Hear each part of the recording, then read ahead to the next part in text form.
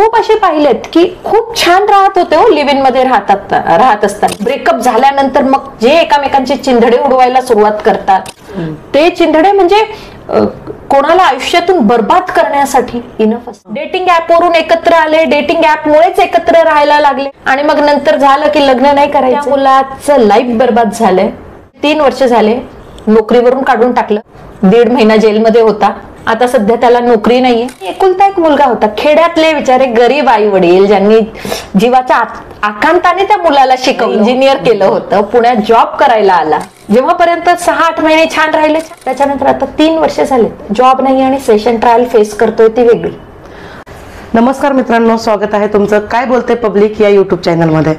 मित्रांनो, जसं की तुम्हाला माहीतच आहे, आपण आपल्या चॅनलवर एक नवीन पॉडकास्टची सिरीज चालू केली आहे ज्याचं नाव आहे विचारांचा वारसा. या सिरीजमध्ये आपण केवळ मनोरंजनासाठी बोलत नाही तर बोलतो ती एक विचारांची नवीन दिशा मिळवण्यासाठी. तर आज अशीच एक नवीन विचारांची दिशा आपल्याला दाखवण्यासाठी आज आपल्यासोबत आहेत पुण्यातील एक असे वकील ज्यांनी कायद्याच्या पलीकडे जाऊन समाजकार्यामध्ये 20 वर्षांपेक्षा अधिकच्या काळामध्ये आपलं मौल्यवान योगदान दिलेलं आहे. चला तर मग स्वागत करूयात आपल्या आजच्या पाहुण्यांचं, म्हणजेच ॲडव्होकेट चेतना अग्रवाल मॅडम यांचं. मॅडम, खूप खूप स्वागत आहे तुमचं. नमस्कार. Thank you very much. तुम्ही मला, इट इज माय प्रिव्हिलेज की तुम्ही मला ह्यासाठी योग्य समजलं की मी तुमच्या सोबत माझे काही विचारांची देवाणघेवाण करावी. मॅडम, कायद्याच्या विषयात जेव्हा आपण विचार करायला जातो ना, त्यावेळेस कायम मनामध्ये हा प्रश्न असतो की खरंच आजच्या काळामध्ये कायद्याची भीती राहिली आहे का? यावर तुम्हाला काय वाटतं? हे बघा, कायदा हा असा आहे ज्यांच्यासाठी तो रिस्पेक्टचा विषय, त्यांच्यासाठी खूप कायद्याची भीती आहे. आणि एक लहान वर्ग असाही आहे ज्यांना कायद्याचा अजिबात धाक नाहीये. आता मी म्हणते मॅक्सिमम लोकांना कायद्याची भीती आहे का? कारण जर मॅक्सिमम लोकांना कायद्याची भीती नसती तर रूल खूप तुटले असते, अन्याय, अत्याचार, गुन्हे खूप जास्त झाले असते. पण as compare to the peaceful society गुन्हेगार करणाऱ्यांचं प्रमाण कमी आहे, फक्त त्यांचा आवाज मोठा आहे. त्यामुळे आपल्याला वाटतं कायद्याची भीती नाहीये. कायद्याची भीती सगळ्यांना आहे आणि सगळ्यांना राहिलीच पाहिजे. पण मॅडम, आपण पाहतो की भरपूर असे गुन्हेगार असतात जे कायद्याचीच मदत घेऊन, त्यांना माहिती असतं की कायदा कशा प्रकारे वापरावा जेणेकरून आपली शिक्षा कमी होईल, आणि ते कायद्याचा गैरवापर काही म्हणता येईल आपल्याला, ते वापर करतात आणि सुटतात. हे अगदी खरं आहे. कारण आपण नेहमी ऐकत असतो की कोर्टही म्हणतं की 100 गुन्हेगार सुटले तर चालेल, पण 1 निरपराध्याला शिक्षा व्हायला नको.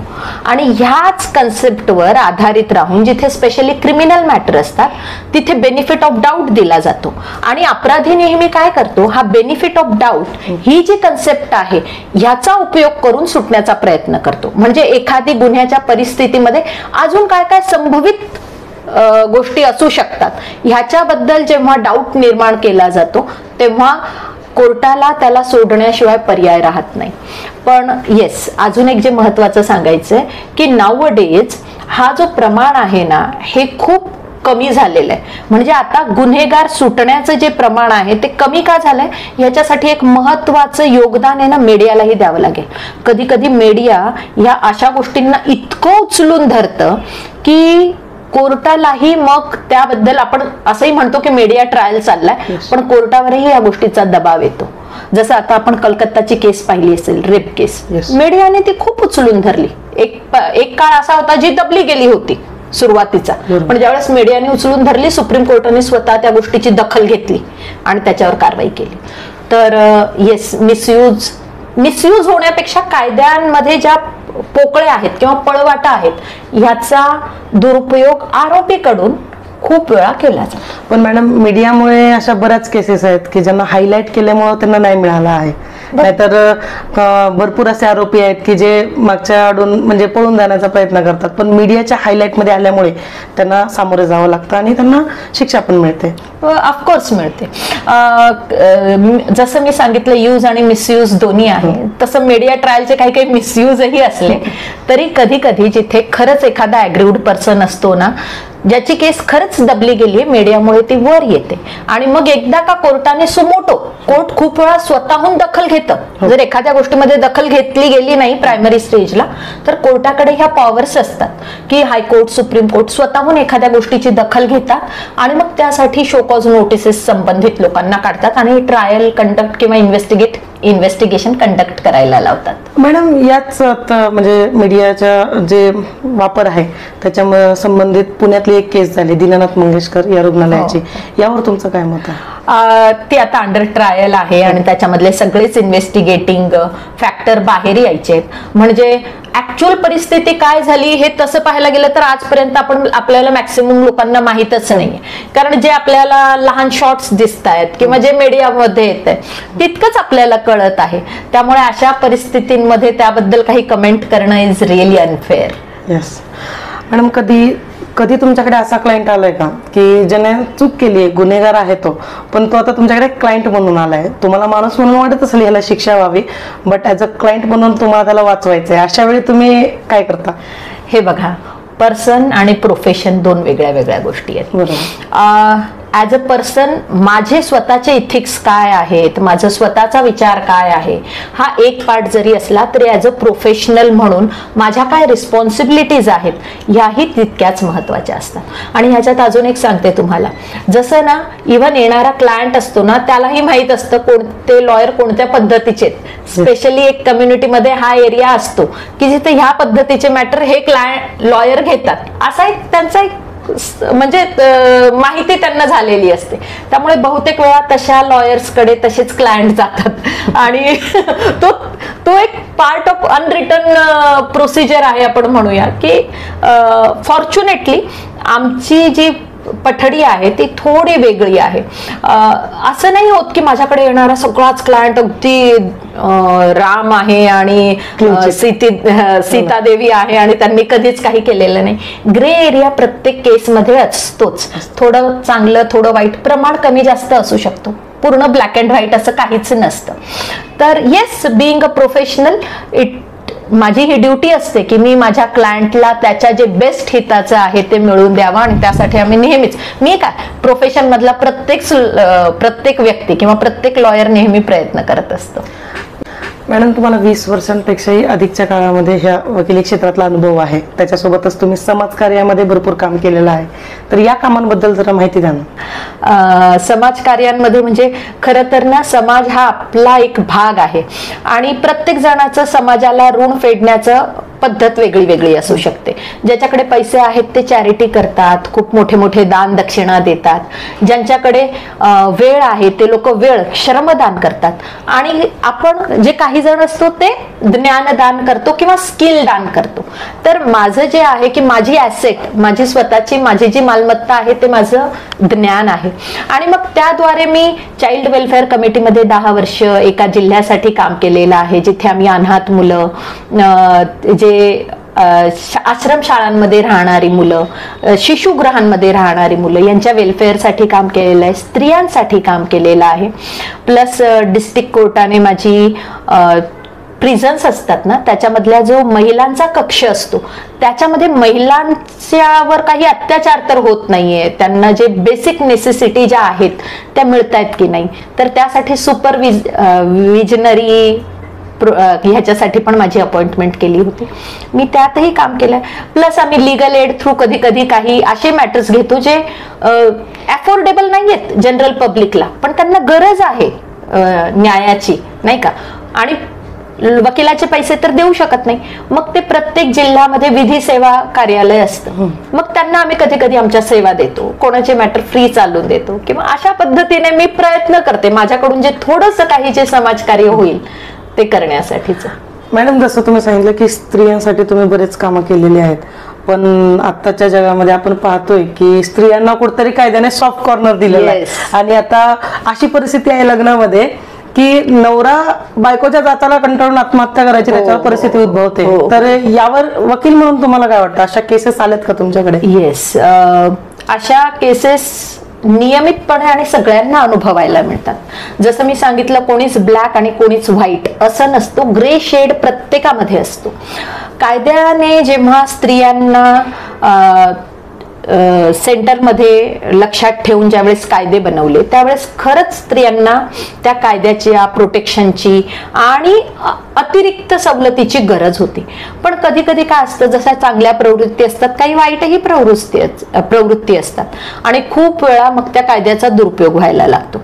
जसं 498चा कायदा ज्यावेळेस आला होता सुरुवातीला त्याचं ॲग्रिव्हेशन खूप हाय होतं, पण नंतर असं झालं की लहान लहान गोष्टीवरून काही झालं तरी स्त्रिया जाऊन 498च्या केसेस दाखल करतात. मग सुप्रीम कोर्टानेही ह्यामध्ये प्रतिबंध टाकून दिलं की 498ची केस असेल ना, पूर्वी अटक व्हायचं नवऱ्यांना, आता अटक नाही करायची. पहिले बोलवा, इन्क्वायरी करा, चर्चा करा आणि जर काही सबस्टन्स वाटत असेल तरच पुढची स्टेप घ्या. तर जिथे जिथे कोणत्याही गोष्टीचा अतिशयोक्ती जिथे जिथे व्हायला लागते तिथे तिथे मग त्याचा इफेक्ट संपतो. स्त्रियांच्या बाबत जे कायदे आहेत त्याच्यातही हीच गोष्ट आहे. स्त्रियांनी जर कायद्याचा दुरुपयोग केला तर एक वेळ अशी येईल की जेव्हा हे सगळे कायदे एकतर रद्द करायला लागतील किंवा त्यांचा इफेक्ट नलिफाय करावा लागेल. त्यामुळे दुरुपयोग मग नेहमीच जे लोक आहेत ज्यांना आवश्यकता आहे ते कायद्याची मग त्यांच्यासाठी पण राहत नाही. म्हणजे काहींनी दुरुपयोग केला म्हणून ज्यांना गरज आहे त्यांच्यासाठी मग त्याचा काही इफेक्ट राहत नाही. पण मॅडम एवढ्या डिवोर्सची कारण का, म्हणजे एवढी डिवोर्सची संख्या का वाढत आहे? डिवोर्सची संख्या लक्षणीय वाढली आहे, स्पेशली लॉकडाऊन नंतर. आम्ही इतक्या वर्ष प्रॅक्टिस करतोय पण लॉकडाऊन नंतर आता जी डिवोर्सची संख्या येते ती भयावह आहे आणि घाबरून टाकणारी आहे. बिईंग अ लॉयर मला इतकी भीती वाटते, म्हणजे काही क्षुल्लक कारणावरून यायचं आणि डिवोर्स घ्यायचं. माझ्याकडे अशा केसेस आहेत, 8 वर्ष लिव्ह इन मध्ये छान राहिले, लग्न करून 3ऱ्या महिन्यात येऊन म्हणतात आम्हाला डिवोर्स घ्यायचा. लिव्ह इन मध्ये 8 वर्ष छान राहिले तुम्ही आणि लग्न केल्यावर असं काय घडलं की 3 महिन्यात तुम्हाला वाटतं हे मॅरेज संपायला हवं. पण काय झालंय, लग्नाकडून आपल्या असलेल्या अपेक्षा, अवास्तव अपेक्षा ह्या कुठेतरी कारणीभूत आहेत आणि ह्या कारणामुळे ह्या डिवोर्सचं प्रमाण इतकं जास्त वाढलेलं आहे. अशा केसेस आल्यावर तुम्ही त्यांची काउन्सिलिंग करता का? म्हणजे काउन्सिलिंग करावी म्हणून आम्ही काय नाही करत. म्हणजे क्लायंटला सांगतो आज आलाय ठीक आहे काही हरकत नाही, आता जा थोडं कुठेतरी बाहेर फिरा, चहा पाणी प्या, मग पुढच्या आठवड्यात या, असं करून करून त्यांना पाठवतो. म्हणजे जेणेकरून त्यांनी परत त्यांच्या हिट ऑफ मोमेंट मध्ये आलेल्या, माझ्याकडे आलेल्यांपैकी तर मी ऑलमोस्ट प्रत्येकाला विचारते तुम्ही हिट ऑफ मोमेंट मध्ये तर आलात नाहीये, आज सकाळी मागच्या आठवड्यात तर काही तुमचं भांडण झालं नाही ज्याच्यामुळे तुम्ही आलात, आणि जर असे आला असाल तर जा 8 दिवसांनी परत या, 15 दिवसांनी परत या, कारण त्या 15 दिवसामध्ये सगळं निवळतं परत आणि त्यामध्ये त्यांना रिअलाइज होतं की हे हिट ऑफ मोमेंट आहे. पण जे डिवोर्सचं प्रमाण वाढलंय त्याच्यामध्ये काही महत्वाच्या गोष्टी ज्यांचं अंतर्भाव आहे त्यामध्ये एक आहे एक्स्ट्रा मॅरिटल अफेअर, खूप भयंकर प्रमाणात वाढलेले आहेत. दुसरं आहे financial ego. It is not just a ego, मला काही गरजच नाही, मी का ऐकू, मी का ऍडजस्ट करू, मी का म्हणून सहन करायचं, हा जो भाव आहे ना, ह्या गोष्टींनी डायव्होर्सचं प्रमाण भयंकर प्रमाणात वाढवलेलं आहे. आणि दुसरं म्हणजे मोठे कोणी इन्व्हॉल्वच व्हायला बघत नाही. हजबंड वाईफ भांडतात तर पूर्वी घाबरायचे, आईला घाबरायचे, वडिलांना घाबरायचे, सासूला घाबरायचे, सासऱ्याला घाबरायचे आणि त्यांनी सांगितलं की बंद करा हे भांडण तर बंद व्हायचं. पण आता कोणी कोणाला घाबरतच नाही. मुलं मुली स्वतःच्या आई वडिलांना घाबरत नाही, सासू सासऱ्यांना घाबरायचा विचारच विसरून जा. आता ते सेपरेटच राहतात ना, त्यांच्यामध्ये राहतात. जॉईंट फॅमिलीचं कल्चरच नाही आता. जॉईंट फॅमिलीचं कल्चर जिथे आहे ना त्यांना पण जॉईंट फॅमिली नकोय. आता जिथे ऑलरेडी समजा सासू एकटी आहे, नवरा बायको राहतात, तर त्या केसमध्ये त्या सासू पण नको एकटी, आणि हा प्रमाण खूप जास्त वाढलेला आहे. मी जे म्हणते ना की financial independence is one reason, त्या व्यतिरिक्त interference of parent is also a very big reason. पूर्वी काय व्हायचं, हजबंड वाईफ मध्ये भांडण झालं ना तर ते लगेच माहेरी कळायचंच नाही, कारण माहेरी काय करणार, ती पत्र लिहिणार समजा किंवा लँडलाईन वरून फोन करणार, लगेच तर करणार नाही. तर त्यामध्ये एक वेळ निघून जायचा, तेवढ्या वेळात भांडण निवळून जायचं आणि ते माहेरपर्यंत भांडण जायचंच नाही की असं काही भांडण झालेलं, तेवढ्यापर्यंत हे नॉर्मल व्हायचे. आता काय होतं, द मोमेंट डिसअग्रीमेंट, भांडण पण नाही, डिसअग्रीमेंट झालं, दुसऱ्या क्षणाला माहेरी माहित पडतं, मुलाच्या आईला माहित पडतं असं काहीतरी झालंय, मग त्या दोघी आया तिकडे पहिले भांडतात. मग त्या दोघी आया भांडल्या की मग तोपर्यंत ह्यांचं निवडलेलं असतं, पण बिकॉज त्या तिथे भांडल्या म्हणून यांचं परत भांडण सुरू होतं. आणि हे एक्झाम्पल भरपूर आहे. त्यामुळे जो पेशन्स संपला आणि mobile, it is a very big reason for divorce. Patience नाहीये. एखादा त्रास झाला लगेच कन्वे करा, लगेच तिसरीकडे जातो. तो असंच होतो पासिंग द पार्सल सारखं. तुमच्याकडून माझ्याकडे आलं तेव्हा एवढं होतं, माझ्याकडून दुसऱ्याकडे गेलं एवढं झालं, इथून तिसऱ्याकडे गेलं त्यापर्यंत त्याने मारहाण केली, ती रडते, तिचे डोळे सुजले, ती कालपासून जेवलेली नाहीये. ऐकणाऱ्याला वाटतं बापरे काय संकटात आहे, चला आता लगेच जायला हवं. आणि मग आले की काय होणार, समोरासमोर वाद वाढणार. मॅडम, आपल्याकडे म्हणजे आपल्या कल्चरमध्ये लग्न हा एक संस्कार म्हणून पाहिलं जातं, पण आजच्या तरुण पिढीला लग्न म्हणलं तर नको नकोसं झालंय, म्हणजे भीती वाटते. आधीच्या काळात मुलीला असं सांगायचे बाई तू शिक, थोडंसं कमव, स्वावलंबी बन. पण आता मुलांना पण सांगतात की बाबा तू फक्त कमवूच नकोस, घरातलं पण काम शिक, तुला पण गरज पडणार आहे. तर म्हणजे खरंच भीती वाटते. पार्टनर कडे बघून फक्त प्रेम असेल तरच ते लग्न टिकतंय, नाहीतर अशी गरज नाही की मी पण कमवते मला पण काम येतं, अशी परिस्थिती बघतोय आपण. अगदी खरं आहे. आपल्या हिंदू संस्कृतीमध्ये तरी 16 संस्कार, बरोबर आहे ना. बाळ जेव्हा कुशीत पडतं ते पुसवन संस्कार, पहिलं संस्कार. तिथपासनं तर माणूस मेल्यानंतर शेवटचं त्याचं क्रियाकर्म करून ज्यावेळेस त्याचं शेवटचं श्राद्ध घातलं जातं तो शेवटचा संस्कार. ह्यामधला जो एक महत्वाचा संस्कार आहे ते आहे विवाह. आता विवाहामध्ये काय झालेलं आहे, खरं पाहायला गेलं ना तर संस्कार आहे आणि आपण ते संस्कार म्हणूनच बाळगतो. आपल्यामध्ये लग्न काही कॉन्ट्रॅक्ट नाहीये, हे तू करायचं हे मी करायचं, नाही केलं तर चल कॉन्ट्रॅक्ट मिटला.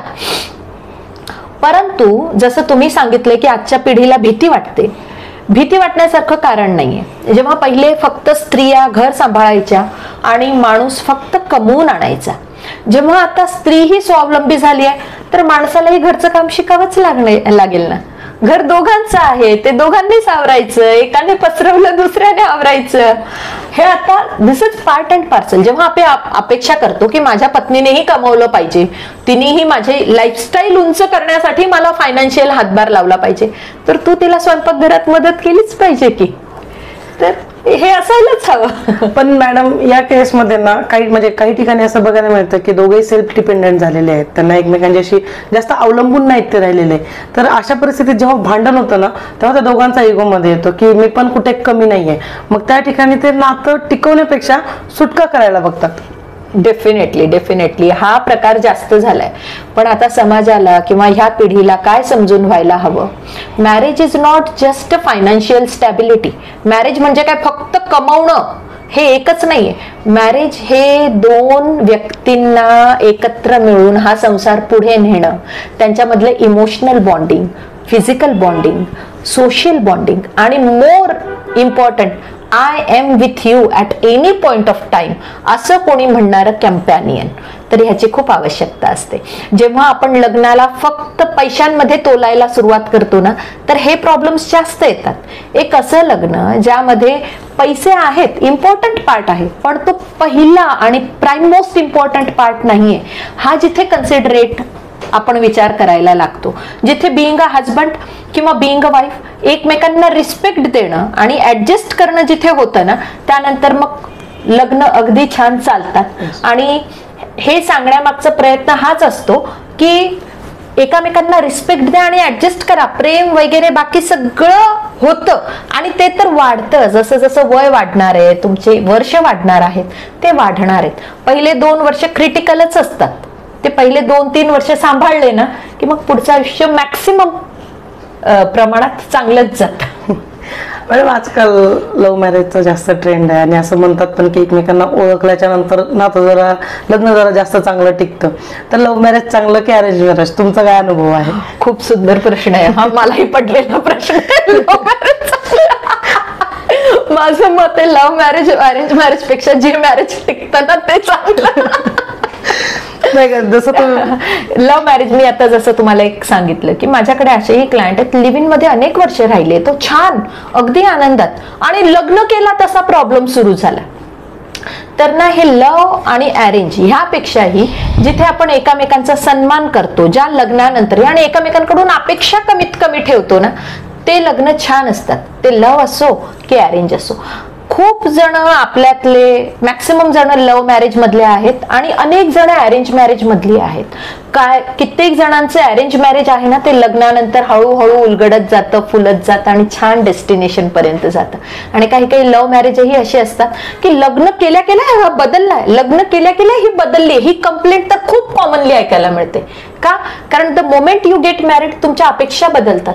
आता तू असं करायला हवं, आता तू तसं करायला हवं. जे पहिले काही काळासाठी दिवसातले 2 तास एकत्र भेटणारे लोक जेव्हा 24 तास एकमेकांसोबत राहतात तेव्हा स्पेस संपते. आणि स्पेस संपला की मग एकमेकांच्या आयुष्यामध्ये दखल द्यायला सुरुवात होते आणि तिथून सगळ्या प्रॉब्लेम्सला सुरुवात होते. त्यामुळे अशी काही पठडी नाही लव्ह मॅरेज का चांगलं मॅरेज, लव्ह मॅरेज की arrange marriage. I am sorry, जे टिकेल ते चांगलं. मॅडम, पण अशा कपल्सला जेव्हा मुलं असतात तेव्हा डिवोर्सच्या वेळेस त्या मुलांचं काय? Very painful. सगळ्यात वाईट परिस्थिती त्यावेळेस येते ज्यावेळेस हजबंड वाईफ हे मदर फादरही असतात आणि ते डिवोर्स घ्यायला जातात. आता ह्या परिस्थितीत काय होतं, सगळ्यात महत्वाचं म्हणजे ते मूल जे बाळ, त्याची कस्टडी कोणाकडे असेल, कोण त्याला कधी भेटेल, काय भेटेल. आणि ह्यापेक्षा जास्त इमोशनल जे आपण म्हणतो क्लॅशेस जे बाळांमध्ये होतात ना, एक पॅरेंटकडे त्यांना राहायचंय, दुसऱ्या पॅरेंटला त्यांना भेटायचं आहे, कधीतरी एखाद वेळेस भेटणार. ज्या पॅरेंटकडे राहायचंय ती जर समजदार नसेल तर जो दुसरा पॅरेंट आहे त्याबद्दल सतत काहीतरी निगेटिव्ह निगेटिव्ह निगेटिव्ह बोलणार. आपण हा विचार करत नाही. असं करून आपण आपल्या मुलावरच अत्याचार करतोय. कारण ह्युमन बॉडी मधलं एक खूप चांगलं रसायन आहे ना, जे हॅपीनेस देणारं, ते कधी रिलीज होतं ज्यावेळेस आपण सेन्स ऑफ सिक्युरिटी फील करतो. तुम्ही स्वतःच तुमच्या मुलांकडून सेन्स ऑफ सिक्युरिटी काढून घेत आहात. म्हणजे अत्याचार आपणच आपल्या मुलावर करतो की बाबांना भेटू नकोस, ते चांगले नाहीयेत, ते वाईट आहेत, त्यांनी माझ्यावर हा अत्याचार केलाय, त्यांनी माझ्यावर तो अत्याचार केलाय. पण हजबंड वाईफचा डिवोर्स होऊ शकतो, हो, आई बापाचा कधीच डिवोर्स होत नाही. त्यामुळे जर डिवोर्स होतही असेल आणि कस्टडीचा विषय जरी आला ना, तरी प्रयत्न करा की तुम्ही एकामेकांबद्दल दुराभाव मुलाच्या मनात टाकणार नाही. कारण त्यामुळे त्या मुलाच्या मानसिकतेवर लॉंग टर्म आणि खूप वाईट परिणाम होतात. तुम्ही काय तुमचं आयुष्य घेऊन निघून जाणार, नंतर ते मुलं आयुष्यभर तो ट्रॉमा, तो पेन, ती अँग्विश सहन करत राहणार. कमीत कमी मुलाच्या, आपल्या बाळांच्या, आपल्या स्वतःच्या अपत्यासाठी तरी डिवोर्स घेत असाल ना, तरी दुसरा जो स्पाऊस आहे त्याच्याबद्दल द्वेष भावना निर्माण करू नका. मॅडम, कस्टडी कुणाकडे जाते? Yes, very important question.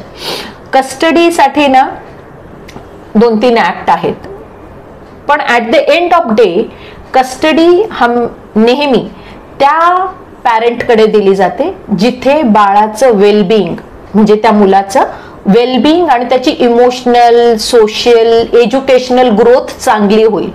असं नाहीये की नेहमी आईलाच मिळते, कधी कधी वडिलांनाही मिळू शकते. काही एक्सेप्शनल सर्कमस्टान्सेस असतात, ते जर सिद्ध केले तर वडिलांनाही कस्टडी मिळू शकते. आणि आई वडील दोघं नसतील तर मग ग्रँड पॅरेंट्सला मिळू शकते, पॅरेंटल अंकल आंटीला मिळू शकते.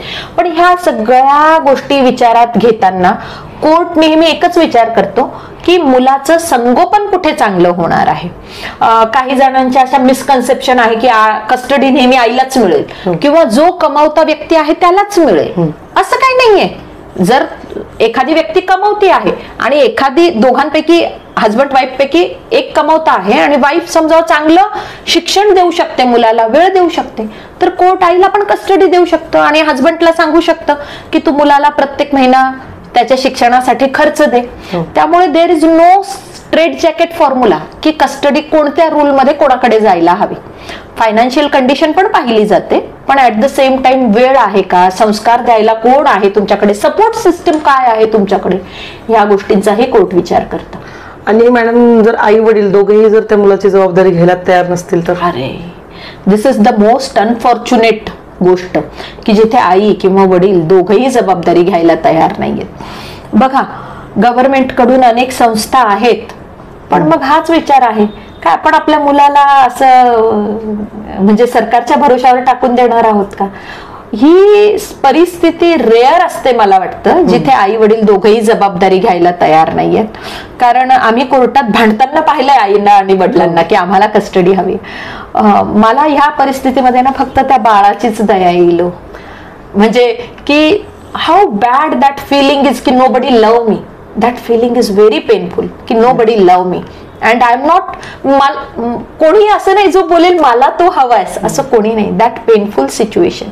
पण येस, गव्हर्नमेंट कडून अशा, जसं मी सांगितलं की आम्ही चाइल्ड वेलफेअर कमिटीमध्ये काम करायचो, अशी मुलं यायची ना तिथे. कधी कधी नाही का लग्न न होता बाळ होतात ती मुलं असायची. कधी कधी दोघांपैकी एक परमनंटली कुठेतरी सोडून गेलेला आहे आणि दुसरं जे किंवा वाईफ जी आहे ती काहीच हँड टू माउथ आहे, काय करू शकत. त्यांच्यासाठी अनेक संस्था आहेत आणि गव्हर्नमेंट ने सँक्शन केलेल्या संस्था आहेत जिथे सगळ्या सुविधा मुलांना पुरवल्या जातात. पण मॅडम या सगळ्या गोष्टी लग्न झालंय, म्हणजे ज्या कपलचं लग्न झालंय किंवा ज्यांची मुलं आहेत, डिवोर्स केस म्हणा नाहीतर त्यांच्यासाठी कस्टडी केस म्हणा, ह्या सगळ्या लग्न झाल्याच्या अंतरच्या गोष्टी आहेत. पण लिव्ह इन रिलेशनशिप साठी काय आहे असं? येस, काही कायदाच नाही. येस, लिव्ह इन रिलेशनशिप तसं पाहायला गेलं ना तर हातावर घेतलेला निखारा आहे. छान झालं तर मस्त आहे आणि नाही तर मग स्वतःची जबाबदारी, नाही तर स्वतःचा हात पोळून घेण्याचं आहे. आता त्याच्यामध्ये काय होतं, तुम्ही कदाचित खूप कॉमनली आजकाल ऐकायला येतं की लिव्ह इन मध्ये राहत होते, मुलाने सांगितलंय की आपण लग्न करूयात आणि मग फिजिकल लिव्ह इन मध्ये राहतात, म्हणजे फिजिकल रिलेशनशिप एस्टॅब्लिश होतात.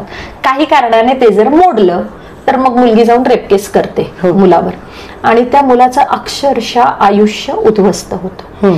आता मी जे बोलली ना निखारा, तो हा असा निखारा आहे. जर लिव्ह इन मध्ये राहत असताना विचार जुळले, कंटिन्यू राहिले, पुढे जाऊन कधी ना कधी जर त्याचं खरंच त्याला एक परमनंट रिलेशनशिप मध्ये कन्वर्ट करण्याचा विचार असेल तरीही ओके आहे. नाही तर लिव्ह इन मध्ये राहतानाही एक्स्ट्रा ऑर्डिनरी प्रिकॉशन घेतल्या पाहिजेत. कारण मी खूप असे पाहिलेत की खूप छान राहत होते हो लिव्ह इन मध्ये राहत असताना, पण ब्रेकअप झाल्यानंतर मग जे एकामेकांचे चिंधडे उडवायला सुरुवात करतात ते चिंधडे म्हणजे कोणाला आयुष्यातून बर्बाद करण्यासाठी इनफ असतात. बरोबर. आणि nowadays that cases are very high. आमच्याकडे अशाही केसेस आहेत की अगदी डेटिंग ऍप वरून, म्हणजे इंटेन्शनच डेटिंगचं होतं, डेटिंग ऍप वरून एकत्र आले, डेटिंग ऍप मुळेच एकत्र राहायला लागले आणि मग नंतर झालं की लग्न नाही करायचंय. त्या मुलाचं लाईफ बर्बाद झालंय. मागचे 3 वर्ष झाले, नोकरीवरून काढून टाकलं, 1.5 महिना जेलमध्ये होता FIR झाल्यानंतर. आता सध्या त्याला नोकरी नाहीये आणि एकुलता एक मुलगा होता. खेड्यातले बिचारे गरीब आई वडील ज्यांनी जीवाच्या आकांताने त्या मुलाला शिकवलं होतं, इंजिनियर केलं होतं, पुण्यात जॉब करायला आला आणि फक्त त्या एक डेटिंग ऍपमुळे जेव्हापर्यंत 6-8 महिने छान राहिलं, त्याच्यानंतर आता 3 वर्ष झाले, जॉब नाही आणि सेशन ट्रायल फेस करतोय ती वेगळी. पण मॅडम रिलेशनशिप मध्ये राहण्याचा दोघांचा कन्सर्न होता आणि पण हा पण एक कायदा आहे ना की लग्नाचा आमिष दाखवून फसवणूक जर केली, पुन्हा ऐन वेळेला जर शब्दावरून पलटला तर कायदा आहे त्याच्यामध्ये, तो गुन्हा आहे. येस, मग काय बघा, कन्सेंच्युअल रिलेशनशिप एक वेगळी गोष्ट आहे आणि लग्नाचं आमिष देऊन रिलेशनशिप एक वेगळी गोष्ट आहे. जसं मी तुम्हाला सांगितलं का खूप वेळा लिव्ह इन मध्ये राहतात, त्यामुळे काय ते कन्सेंटने राहतात. पण ज्यावेळेस FIR मुली लॉन्च करतात त्यावेळेस काय म्हणतात त्या की नाही, त्याने मला सांगितलं मी तुझ्याशी लग्न करणार आहे म्हणून आम्ही एकत्र राहिलो. आता लग्न करणार आहे हे बोलला की नाही हे सिद्ध करायला पूर्ण सेशन ट्रायल फेस करावी लागेल ना हो. जेव्हा तो निर्दोष सिद्ध होईल तेव्हा होईल. आज ही ट्रायल फेस करावी लागेल, त्याचं काय. आणि जिथे जिथे सिद्ध होतं ना की कन्सेंच्युअल रिलेशनशिपने एकत्र राहत होते तिथे कोर्ट निर्दोष सोडतं त्याला. पण कोर्ट निर्दोष सोडण्यासाठी ही ट्रायल फेस करावी लागते. तो फेज इज डिफिकल्ट. निर्दोष तर सुटणारच आहे पण त्या फेस मधून त्याला जे जावं लागणार आहे, त्याला जे सगळं प्रोसिडिंग फॉलो करावं लागणार आहे ते डिफिकल्ट आहे. पण आजही आपल्या समाजामध्ये असं बोललं जातं की लिव्ह इन रिलेशनशिप हे आपलं कल्चरच नाही. जे कल्चर नाही ते आपण त्याच्यामध्ये उडी मारायला जातो तर चटका तर बसणारच आहे ना आपल्याला. लिव्ह इन रिलेशनशिप हे कल्चर जरी नसेल ना तरी अनेक आहेत. जसं ना कालाय तस्मै नमा, जसा जसा वेळ बदलतो ना तशा तशा खूप गोष्टी बदलतात. ज्या आपल्या आज्यांनी केलं ते आपल्या आयांनी केलं नाही, जे आपल्या आयांनी केलं ते आपण केलं नाही, जे आपण करतोय ते आपली मुलं करणार नाहीयेत. तर त्यामुळे लिव्ह इन रिलेशनशिप बॅड आहे हे मी अजिबात बोलणार नाही. Live in relationship is a relationship जिथे तुम्ही एकत्र राहून एकामेकांना समजताय आणि मग तुम्ही डिसिजन घेताय फर्दर आपल्याला कसं प्रोसीड करायचं आहे. तर nothing is wrong in that, but misuse of that period is wrong. जर चांगलं झालं तर छानच आहे, पण जर मिसयूज केला गेला तर तो पिरियड वाईट आहे, तो आरोप वाईट आहे, त्यामुळे उद्भवणाऱ्या सिच्युएशन वाईट आहे. लिव्ह इन वाईट नाहीच आहे. लिव्ह इन बघा ना, पहिलेची पण सगळी लग्न जे आपण म्हणतो की टिकली म्हणजे सक्सेसफुल होती का? गरजेचं नाहीये की लग्न एखाद्याने डायव्होर्स घेतला नाही 40 वर्ष ते एकत्र राहिले ह्याचा अर्थ त्यांचं लाईफ छानच होतं. असू शकतं की अब्युझिव्ह रिलेशनशिप असून ते 40 वर्ष टिकलं. त्यावेळेस त्या लेडीकडे फायनान्शियल इंडिपेंडन्स नव्हतं म्हणून तिने ते निभावून नेलं. आधी ते टिकवायचं हाच एक ऑप्शन होता ना, दुसरा ऑप्शन नव्हतं. आणि तिच्याकडे फायनान्शियल इंडिपेंडन्स नव्हतं. सोसायटीचा टॅब्यू खूप मोठा होता की अरे डिवोर्स ये घटस्फोट येत आहे. तिच्याकडे बघण्याचा दृष्टिकोन खराब होता. आता तो बऱ्यापैकी निवडलेला आहे. आणि प्लस स्त्रिया फायनान्शियली इंडिपेंडंट आहेत, बऱ्यापैकी आहेत. त्यामुळे आणि divorce is not a taboo. म्हणजे एखादी जखम हातावर घेऊन ती तशीच आयुष्यभर घेऊन फिरा ह्यालाही काही अर्थ नाहीये. जर ती जखम खूप खराब आहे तर क्लिअर इट आणि गो अहेड. त्याच्यामुळे पूर्ण आयुष्य खूप किमती वस्तू आहे. एक लाईफ मध्ये एक खराब व्यक्ती आला म्हणून पूर्ण लाईफ तशीच खराब घालवण्याची गरज नाहीये. आपण तिला पीसफुली क्लोज करून सेकंड लाईफ स्टार्ट करू शकतो. त्यामुळे घटस्फोट वाईट नाहीये. जिथे जिथे असं होतंय की घटस्फोटामध्ये एक व्यक्ती फक्त ऍडव्हान्टेज घेतोय सिच्युएशनचा आणि दुसरी फक्त एका व्यक्तीचं शोषण होते, आय एम सो सॉरी, तिथे divorce is the best way. पण ते पीसफुली घ्या, ॲमिकेबली घ्या तर छान आहे.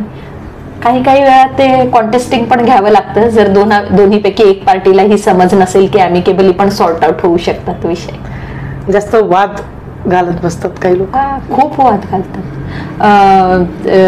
2-3 वर्षापूर्वीच सुप्रीम कोर्टातले कदाचित सुप्रीम कोर्टात एक आजीबाई आणि आजोबा आले होते डायव्होर्सला. त्यांचं प्रोसिडिंग 28 वर्ष सुरू होतं, ट्रायल कोर्टापासून हायकोर्ट आणि हायकोर्टापासून सुप्रीम कोर्ट. ज्यावेळेस ते दोघं आले कोर्टाने त्यांना सांगितलं आता काय डायव्होर्स, पण शेवटी डायव्होर्स केला कोर्टाने त्यांचा, आता 2-3 वर्षापूर्वीची. पण म्हणजे कोर्ट पण बोललं की आता ऑलरेडी 28 वर्ष तुम्ही भांडतच आहात, ह्याच्यामध्ये लग्नासारखं काही राहिलेलंच नाहीये, फक्त शिक्कामोर्तब व्हायचंय. पण सुप्रीम कोर्टापर्यंत गेलं होतं आणि जातात 15-20 वर्ष. कॉन्टेस्टिंग झालं का 10-15-20 वर्ष आरामात खराब होत जातात. कारण अपेलेट कोर्ट आहे ना, ट्रायल कोर्टाचं झालं अपेलेट कोर्ट आहे, अपेलेट कोर्टाचं म्हणजे हायकोर्ट आहे, सुप्रीम कोर्ट आहे. मदत सोडता पण येत नाही का की ठीक आहे बाबा आता खूप उशीर लागतोय आम्ही मान्य करतात ना, असं काही जण कन्वर्टही करतात. हो मॅडम, अशी म्हणजे वकिली क्षेत्रात तुम्ही इतकं काम केलंय, अशी कोणती केस आहे का जी आजपर्यंत तुमच्या लक्षात आहे, म्हणजे काहीतरी टर्निंग पॉइंट असेल नाहीतर विचार करायला लावणारी गोष्ट असेल? येस एक केस आहे आणि जी मी आता पण आठवली तर मला काटा येतो अगदी अंगावर. माझ्याकडे एक क्लायंट लिगल एडने दिली होती, जसं मी सांगते ना, विधी सेवा जिल्हा विधी सेवा प्राधिकरणात ना गोस्वामी म्हणून त्यावेळेस जज होते, त्यांनी रिफर केलं होतं माझं नाव आणि मग लिगल एड कमिटीतून मला ती मॅटर मिळालं होतं. त्या मॅटर मध्ये जी अग्रीव्ड लेडी होती ती एका पर्टिक्युलर समाजाची होती, जे भटक्या काइंडचे समाज असतात. आणि त्या भटक्या समाजामध्ये पंचायत राज चालायचं, म्हणजे त्यांचे जे पंचायत मधली लोक आहेत त्यांनी जे बोलेल ते करायचं असं होतं. त्यांच्या समाजामध्ये मुलीने डिवोर्स मागितलेला चालत नाही आणि जर मुलीने डिवोर्स मागितला तर तिचे केस काढून तिला विवस्त्र अवस्थेत तिची धिंड काढली जाते. अशा पद्धतीचं, म्हणजे जेव्हा मी हे ऐकलं ना मला वाटायचं हे भारतातला किस्साच नाहीये का, पण हा किस्सा मी स्वतः पूर्ण त्या महिलेकडून माहिती घेऊन काढलाय. आणि ज्यावेळेस आम्ही हे पिटिशन दाखल केलं होतं त्यावेळेस त्यांच्या पंचायत मधले 40 लोक अगदी डोक्यावर ते फेटे बांधलेले आणि हातात लठ घेतलेले कोर्टात आले होते. कोर्टाने त्यावेळेस मला पोलीस प्रोटेक्शन द्यायला लावलं होतं आणि तरी त्या केसमध्ये मी त्यांच्या पंचांशी बोलली.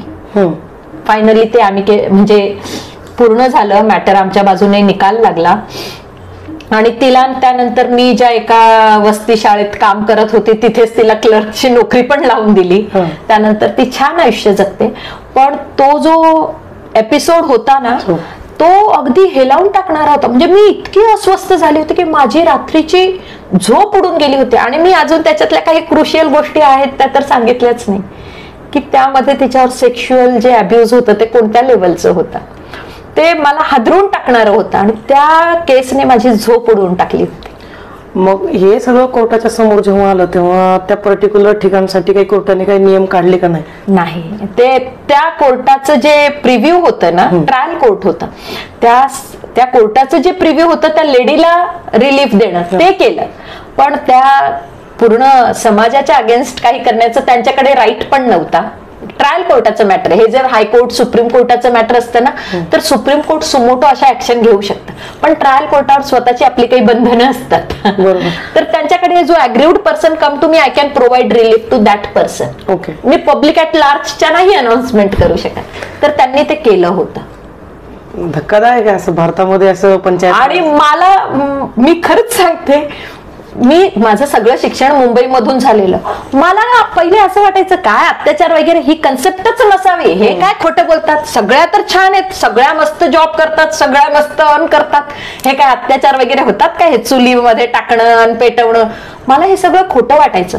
म्हणजे मी ज्या वेळेस या क्षेत्रात आली आणि ज्यावेळेस मी ऍक्च्युअल ग्राउंड रियालिटीवर काम करायला लागली ना त्यावेळेस जे मला झटके बसायला सुरुवात झाले. म्हणजे माझं मिसकन्सेप्शन जे होतं सगळं हवेत उडून गेलं की अरे अत्याचार नसतोच कुठे, हे मिसकन्सेप्शन होतं माझं, ते सगळं हवेत उडून गेलं. हे शहरी भागामध्ये सगळ्यांना वाटतंच की असं काही नसेलच, पण जर खेड्या भागामध्ये बघायला गेलं ना तर आजही मुलींना हा जाच आहेत, मुलींना जाच आहेत. आणि मी त्यामुळे सगळ्यांना म्हणते मिसयूज करू नका ऍक्टचा. अरे कोणी ना कोणीतरी असेल ज्याला खरंच या कायद्याची गरज असेल, तुमच्या मिसयूजमुळे त्यांना पण ह्या कायद्याचा लाभ मिळणार नाही. पण मॅडम अशा केसेसमध्ये ना म्हणजे काही ठिकाणी आपण बघतो की काही वकील असतात ते मुद्दाम जाणून बुजून केस वाढवत नेतात कारण की त्यांचा आर्थिक फायदा असतो त्याच्यामध्ये. तर अशा म्हणजे तुम्ही इतके वर्ष झालं वकिली क्षेत्रामध्ये काम करता, एक सिनियर वकील म्हणून तुम्ही अशा म्हणजे मनी माइंडने काम करणाऱ्या वकिलांना तुम्ही काय म्हणाल? आपल्या पैशांपेक्षा कोणाचं आयुष्य खूप जास्त किमती आहे. बघा, आपण प्रामाणिकपणे काम केलं ना की पैसे मिळतातच. पैसे हा रिवॉर्ड आहे जो तुमच्या कामासाठी आहे आणि तो मिळणारच, कुठून आणि कुठून मिळणारच. आणि शेवटी किती लागणार आहे जाताना, जेवढं लागणार आहे त्यापेक्षा जास्त देवाने दिले. त्यामुळे जर आपण कोणाचं आयुष्य वाचवू शकलो आणि सगळ्यात महत्वाचा वेळ वाचवू शकलो तर तो आपण नक्की वाचवायला हवा, कारण that is real profession. Madam, तुम्हाला असं एक वकील म्हणून असं वाटतं का की एका तसा स्पेसिफिक कायदा असायला हवा महिलांसाठी म्हणा, नाहीतर लहान मुलांसाठी म्हणा, किंवा अजून समाजामध्ये समाज हितासाठी एखादा नवीन कायदा बनायला हवा, असं तुमचं काय विचार आहे? येस, बघा आता मी ना आपण मॅट्रिमोनियल बद्दल बोललोय म्हणून ह्याच्याबद्दलच जास्त बोलूया. तुम्ही मला सांगितलं की काही दिवसांपूर्वी एका इंजिनियरने आत्महत्या करून स्वतःचं आयुष्य संपवलं. आता इथे जेव्हा आपण मॅट्रिमोनियल आता ऍक्ट पाहतोय ना, यांना थोडंसं ना रिफॉर्म करायची गरज आहे. हजबंड आणि वाईफ पेक्षा ह्युमन बिईंग म्हणून पार्टींकडे पाहण्याची जास्त गरज आहे. एकाला फेवर द्या, एकाला अनफेवर करा just because you are a male, this is not correct. तर मला वाटतं हे जे मॅट्रिमोनियल ऍक्ट पण आहेत ना, ह्यांना वुमन सेंट्रिक पेक्षा ह्युमन सेंट्रिक करा, ते जास्त हिताचं आहे. धन्यवाद मॅडम. तुमच्या या अनुभवांतून नक्कीच आमच्या प्रेक्षकांना एक नवीन विचारांची दिशा मिळेल आणि कायद्याबद्दलचं जे तुम्ही मार्गदर्शन केले हे प्रेक्षकांसाठी आणि आमच्यासाठी पण नक्कीच फायद्याचं ठरेल, हे तर नक्कीच आहे. जर तुम्हाला हा भाग आवडला असेल तर व्हिडिओ लाईक करा, चॅनलला सबस्क्राईब करा आणि भेटूयात पुढच्या भागामध्ये. तोपर्यंत धन्यवाद.